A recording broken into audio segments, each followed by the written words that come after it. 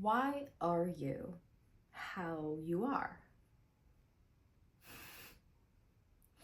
It's no secret that your behavior accumulated creates your reality. But what creates your behavior?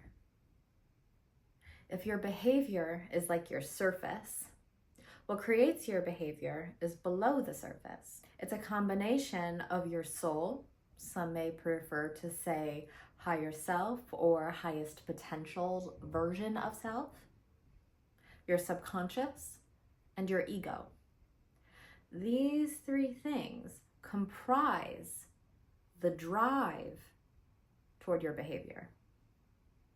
Your soul slash highest self slash version of self of highest potential, whatever word you want to put there. I know some people have a negative connotation with the word soul, so I wanted to give some other options. This is your connection with your highest potential. It's your consciousness, it's your awareness, it's your ability to have a bird's eye view and be detached from a situation. This is what separates us from other animals, is our higher consciousness, or our ability to tap into higher consciousness. And then your subconscious is like your hard drive. It's your memory bank, it's your conditionings, it's your perspective, it's your belief systems. It's the part of you that truly only cares about being safe in this world. And all of those things, the memories, the conditionings, the belief systems, those are all comprised to keep you safe in the world, but that's a whole different video. And then the final one, your ego, that's your individual expression in this world. It's your style, it's your charisma, it's your defense, it's your security. It's what makes you different. Besides, of course, the makings ups of your subconscious, your ego is what makes you visibly different. But more on that later, of course. These three things are beneath your surface, driving toward all of your behavior. And different situations that you are naturally in throughout your life experience will then trigger one or more of these three aspects of self. And I also want to note here that behavior includes inaction. So not doing something, not saying the rude thing, not going to the gym. These are all types of behaviors as well. So an example of each one of these aspects of self and how they affect you, aka drive toward your behavior. Perhaps your subconscious holds a memory of you getting very hurt when you were riding a bicycle when you were younger, and this is creating an aversion towards bicycles or riding them in your adulthood, right? That is something in your subconscious rippling forth into your behavior slash aversion, which is a behavior in itself. Or perhaps you had just meditated, right? You created some calm and some peace within yourself, and you got clear on your goals, your dreams and desires, and the life you wanted to create for yourself. And that may ripple forth into your daily experience. You may feel a little more calmer throughout your day, confident in your choices because you connected with your goals, right? So that's how that aspect of self will ripple forth into your actions, your behavior, your surface level. And then last but certainly not least, your ego. Do you have a date that you would like to impress and look good for? This is going to ripple forth into you perhaps taking a little more time getting ready, putting a little extra makeup on that you don't wear on your day-to-day life, or even going and looking for a new outfit at the store so you can truly dress to impress. That's your ego rippling forth into your actions, into your behavior, into your surface. And each of these three things that comprise you have healthy and unhealthy levels to them, right? It's a balancing act. You got to find a middle ground, as with anything and everything in life, right?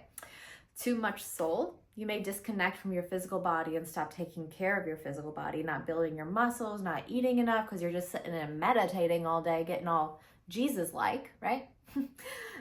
Too little soul, and you may feel a lack of purpose in the world, or you may feel lack of motivation and drive, or you just may have a lack of goals and aspirations in the first place. Too much subconscious, and you're gonna be like living on autopilot, run by your habits completely, not ever aligned with growing or changing or bettering yourself, but just doing as you always have known to do in the same way you have always known to do it. And then too little subconscious is you forgetting how to drive. right? Because driving is a habit in itself, and too little subconscious is not good, right? You need to learn, and you need to keep your habits. Okay, anyways, on to the next one. Too much ego, you may become a little superficial. Too little ego, you may never speak up for yourself. So there's a healthy middle ground between all of these things. It's like a balancing act of 3 different things all at one time. It's a little crazy. But that's besides the point. We'll get into kind of resolving imbalances later on in the video. But I would like to take an extra second on ego, because a lot of people have a negative connotation with the word ego. You hear in the spiritual community sometimes like people achieving ego deaths and such. And a lot of people have a negative connotation with the word ego because some people who may appear arrogant or superficial are labeled as egotistic. But the ego is essential. It's our individual expression. It's why I chose this sweater and someone else may hate this sweater, right? It's our individual expression in this world. And it's helpful to know these aspects of self, or this little triangle that composes you and ripples forth into your actions, for 2 reasons, really. One, it helps control your inner dialogue, which is going on all day, every day. And then second, it helps creating change within your life all that much easier. This is what a lot of people refer to as self-parenting or reparenting. It is you showing up for yourself, being the advisor, the counsel, the authority figure, to soothe your fears, to encourage your dreams, to get all the troops on board toward your goals. And then knowing about these different aspects of self is beneficial when you're trying to create change within your life, because oftentimes your idea of creating change is coming from your conscious self, your awareness, your soul, your higher self, whatever you want to say here. I'm just going to keep saying conscious self, I guess. Just what I've been saying. Your conscious self is able to observe your life at large and realize, you know what? I think I want some improvement in this area, or I want to strengthen this aspect of self, or I want to release this habit because it no longer serves me. That's often a conscious decision. However, your subconscious, the storer of all your habits, perspectives, and memories, has the neurological pathways within your brain to cause you to behave in a way that has led you to where you are. It is what is known already. So your conscious idea of change is new. New is scary. And so oftentimes you make this conscious decision to change, and then a week later you're back in your old habits, your old behaviors, your old ways of being, thinking, and doing, because we're not always conscious. In fact, more often than not, we are behaving from our subconscious self, because most of what we do is habitual. It is something we've done before. Very hardly is a day full of entirely new things. And so you are mostly subconscious, you are mostly habitual, but your conscious self comes in, says, we gotta fix this up, we gotta sweep this over here, we gotta change this around, and then your subconscious is like, yo, what? I've been doing it this way and I'm still alive, so why do I gotta change now? But that's where the reparenting idea comes in. That's where your conscious self comes around every time it's needed and re-rallies your troops inside toward the new goal. This is why knowing about these different aspects of self is beneficial in creating change in your life. And the thing is, only you can do this. No one else can permanently and continually soothe your subconscious and ego. Only you can rally your troops in the direction of your truest and highest potential. The only one that can make change in your life is you. And so why are you how you are?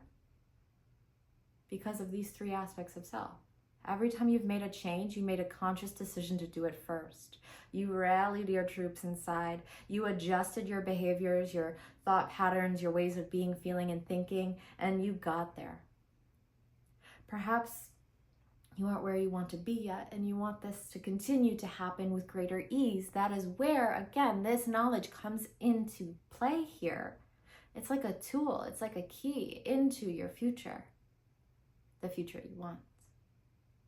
Because when you're able to self-soothe, self-correct, self-assess, self-apply, that is when change is made. Much quicker and much easier, much more gracefully than had you not known this. Can you see how knowing where your behaviors are coming from is beneficial in controlling your inner dialogue, but then also creating change in your life? Perhaps you've felt crazy in the past because you made a conscious decision to change and you know why it's beneficial for your life, but you can't stop doing your old habit pattern, or it just seems almost impossible, or like it's taking forever and it feels like 5 different people are talking in there, because they are. Your ego thinks about it one way, your subconscious thinks about it another, and your conscious self thinks about it one way. Your ego doesn't care about what happened to you when you were 3 years old and how falling off a bike is stopping you from getting onto a bike. That's your subconscious. Your subconscious doesn't care if your outfit is color coordinated. Your soul, your consciousness doesn't care how other people perceive you, right? All 3 of these aspects have a very specific job that, when put together, gives you your individual expression, your individual goals, dreams, and desires, and your individual pathway toward them. So start acting like a crazy person and talk to yourself. Soothe your subconscious and ego when need be. Get everyone in there on board in the same direction so that you can create change in your life with more grace and ease, so that you could achieve more of the things you've got on your bucket list, because frankly, you deserve it.